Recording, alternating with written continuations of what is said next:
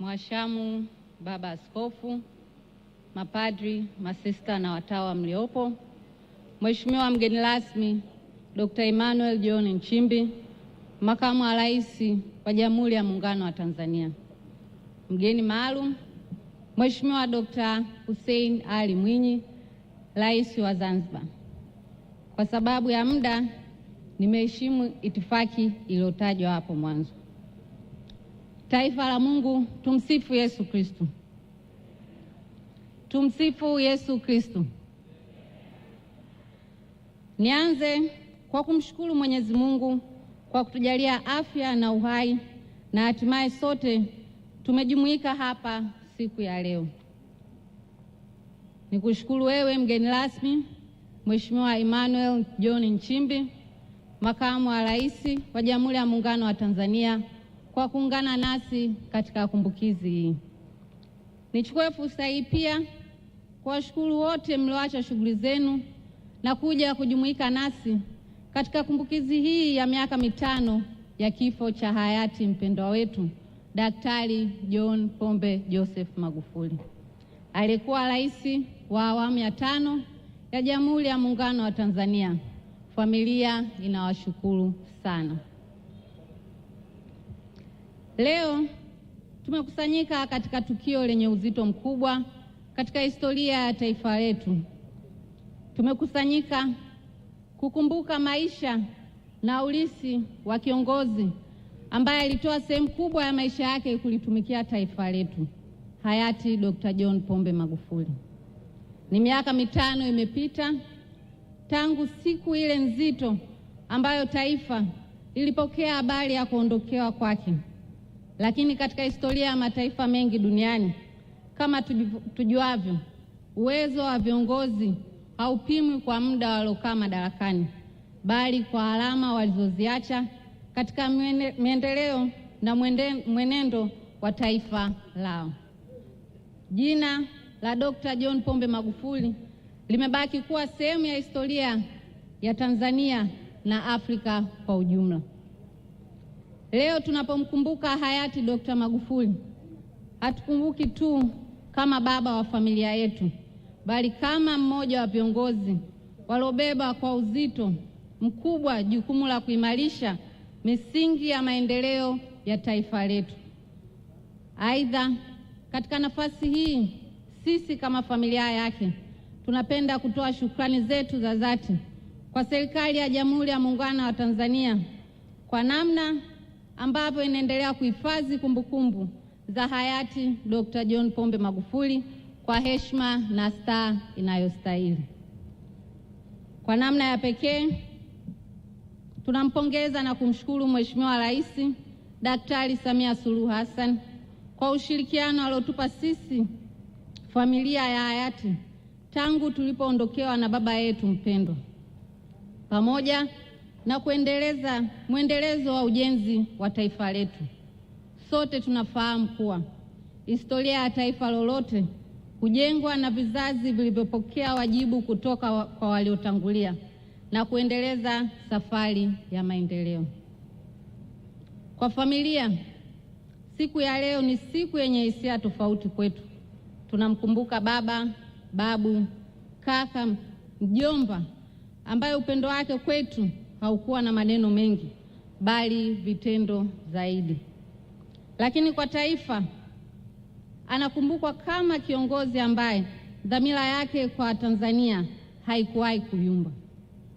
Kwa wengi, baba yangu alifahamika kama rais wa Jamhuri ya Muungano wa Tanzania, waziri, mbunge,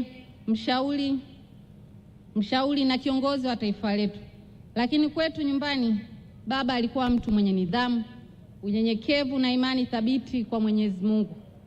Mara kwa mara alituasa kuwa hakuna mafanikio bila kazi. Na mara nyingi alisikika akisema, kama unataka heshima katika maisha, fanya kazi. Kama unataka nchi yako iendelee, fanya kazi. Ujumbe huo baadaye ukajulikana kwa Watanzania wote kwa kauli rahisi lakini yenye nguvu ya hapa kazi tu. Hata hivyo, kauli hiyo haikuwa kauli mbiu ya kisiasa pekee, ilikuwa falsafa ya maisha yake. Hata alipokuwa rais, aliendelea kuishi kwa nidhamu ile ile aliyojijenga tangu akiwa mwalimu na mtumishi wa umma. Aliamini katika kuamka mapema, kufanya kazi kwa bidii, kutarajia uwajibikaji kutoka kwa kila mtu aliyekabidhiwa jukumu la kulitumikia taifa. Kwa baba yangu, Tanzania haikuwa tu eneo la kijiografia, ilikuwa dhamana ya kizazi kilichopo. Hivyo ni jukumu letu sote kuilinda, kujenga na kukabidhi kwa vizazi vijavyo ikiwa imara zaidi. Moja ya mafunzo makubwa aliyetupatia kama watoto wake ilikuwa ni somo la unyenyekevu. Licha ya nafasi aliyokuwa nayo, hakuwahi kujitenga na wananchi wa kawaida. Alisikiliza wakulima, walimu, wafanyakazi, vijana na watu wenye mahitaji maalum. Aliamini kwamba uongozi wa kweli ni yule unaosikiliza na kuchukua hatua. Ndio maana sera nyingi alizozisimamia zililenga moja kwa moja maisha ya wananchi wanyonge. Aliamini Tanzania lazima isimame kwa nguvu zake mwenyewe. Aliamini kwamba rasilimali za taifa hii lazima ziwanufaishe wananchi wake. Aliamini kwamba miundombinu lazima iunganishe nchi yetu, kufungua fursa mpya za uchumi wa maendeleo. Aliweka msisitizo mkubwa katika elimu. Mara nyingi alikuwa akisikika akisema, bila elimu kijana wa kawaida kutoka Chato asingepata nafasi ya kuiongoza Tanzania. Elimu kwake ilikuwa chombo kikubwa cha usawa katika jamii. Baba alipozungumzia maendeleo, hakuzungumzia nadharia. Alimzungumzia mkulima anahitaji barabara ili kufikisha mazao sokoni. Alimzungumzia mwanafunzi anahitaji darasa. Alizungumzia familia inahitaji umeme na maji. Kwa yeye maendeleo yalikuwa kuhusu maisha ya watu. Baba yangu alikuwa na maono makubwa zaidi katika nafasi ya Afrika katika dunia ya leo. Aliamini kwamba Afrika ina kila sababu ya kujiamini. Aliamini bara letu lina rasilimali, akili na nguvu ya kujijenga. Nakumbuka alisema siku moja, changamoto ya Afrika si ukosefu wa rasilimali, changamoto ni kutokujiamini katika uwezo wetu. Baba aliwahimiza Watanzania kujivunia taifa lao. Aliwahimiza Waafrika kujiamini katika uwezo wao. Aliamini kwamba maendeleo ya kweli ya Afrika yataanza pale tutakapoacha kujidharau na kujiamini. Imani hii ndio iliongoza mtazamo wake wa uongozi. Baba yangu aliamini kwamba maendeleo si tu kujenga barabara na madaraja, bali ni kujiamini kwa taifa. Bila shaka kuongoza taifa si kazi rahisi. Inahitaji maamuzi magumu, uthubutu na msimamo usioyumba. Baba yangu hakuwahi kukwepa jukumu hilo. Aliamini kwamba kiongozi lazima alinde heshima ya wananchi wake na mustakabali wa taifa lake. Kwa hakika sisi familia, kumpoteza baba ilikuwa ni maumivu makubwa ambayo hayaelezeki. Lakini katika miaka 5 iliyopita tumetiwa moyo sana na simulizi mbalimbali nzuri kuhusu baba yetu kutoka kwa Watanzania kote nchini. Simulizi za watu waliopata matumaini mapya, simulizi za wananchi waliopata ujasiri wa kufanya kazi kwa bidii, simulizi za Watanzania walioipata imani mpya katika uwezo wa taifa lao. Simulizi hizi zinatukumbusha kwamba uongozi upimwa si kwa miradi tu, bali kwa matumaini ulioachia watu. Leo tunapoadhimisha miaka 5 tangu kuondoka kwake, tunakumbuka kwamba urithi wa kiongozi hauishi katika kumbukumbu. Urithi unaendelea kuishi katika matendo ya taifa. Miundombinu iliyojengwa wakati wa uongozi wake imeendelea kuwahudumia wananchi. Sera alizozisimamia zimeendelea kuathiri mwelekeo wa maendeleo ya taifa, lakini urithi wake mkubwa zaidi uko katika imani aliyoiweka kwa Watanzania. imani kwamba taifa hili linaweza kufanya makubwa lenyewe, imani kwamba kwenye umoja na kazi hakuna kinachoshindikana. Sote tukumbuke kuwa historia ya Tanzania imejengwa na viongozi wengi waliotumikia taifa hili kwa moyo wa dhati, kuanzia kwa waasisi wetu wa awamu zote na zingine zilizofuata baadaye.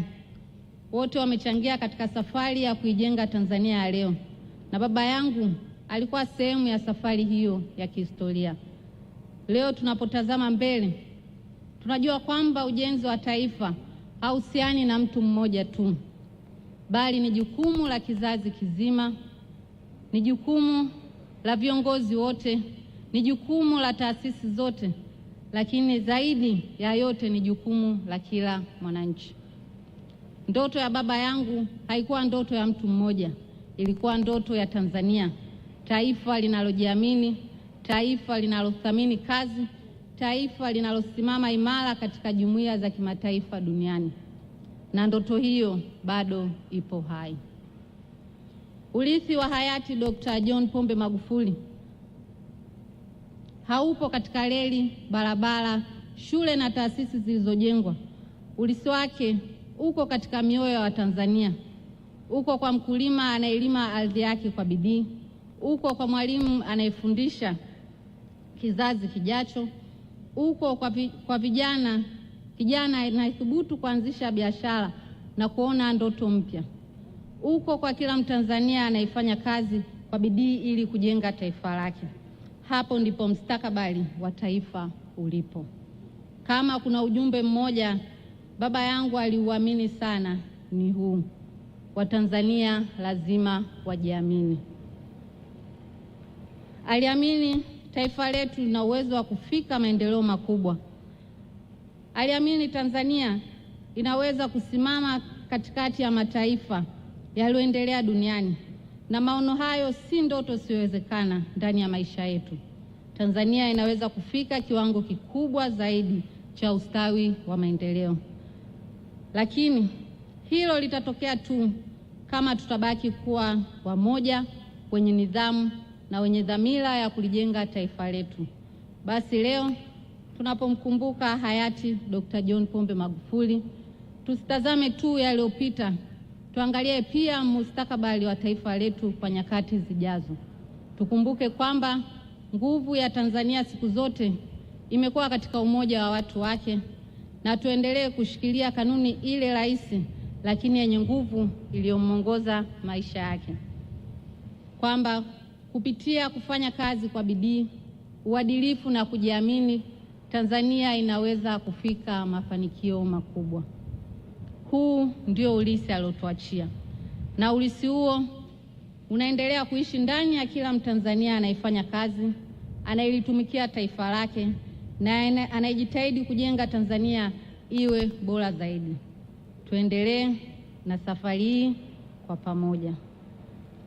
Kabla sijamaliza, nichukue nafasi hii na fursa hii kwa niaba ya familia ya hayati Dr. John Pombe Magufuli niwashukuru mababa askofu wote mloshiriki nasi katika misa takatifu ya kumwombea mpendwa wetu.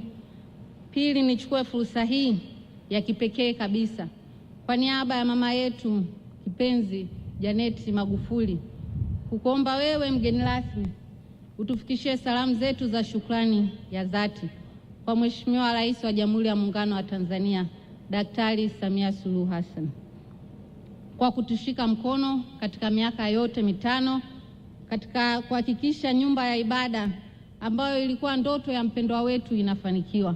Na leo Daktari Samia Suluhu Hassan ameweza kutoa kiasi cha shilingi milioni 50. Kwa kweli tunamshukuru kama familia na kama wanachato, tunamwombea azidi kutuchangia zaidi ili kanisa lizidi kukamilika. Bila kusahau Rais wa Zanzibar Daktari Hussein Mwinyi pamoja na makamu wa rais mstaafu Daktari Philip Mpango, mawaziri wakuu wote wastaafu, Mheshimiwa Mizengo Pinda pamoja na baba yetu mpendwa Kassim Majaliwa. Tunawashukuru sana kwa upendo wenu siku ya leo. Nimalizie kwa kusema Mungu awabariki wote na Mungu ibariki Tanzania. Asante kwa kunisikiliza. Sasa ni simple tu. Waone Viva Promotion kwa mahitaji ya printing aina zote kama vile mabango size zote na aina zote, 3D, 2D na banners, vibao vya maofisini au sehemu za biashara kama hoteli, lodge na kadhalika. Viva Promotions wana print t-shirts na jezi, wanafanya branding ya ofisi kuipa muonekano wa nje wa kuvutia. Wanapatikana Tabora mjini, mtaa wa shule, jirani na chuo cha utumishi wa umma Uhazili. Simu namba 0762484266.